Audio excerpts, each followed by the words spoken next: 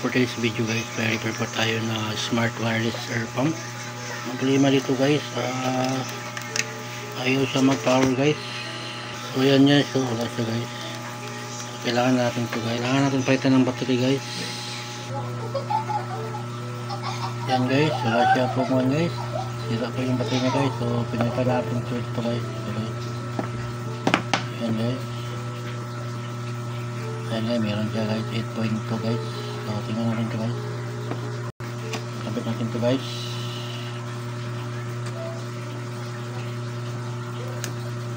Ayan, power na siya guys. So try natin guys kung kumagana ba yung kanya motor niya guys.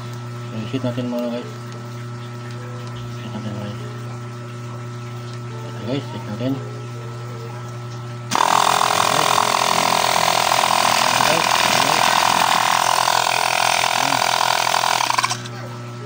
Okay guys,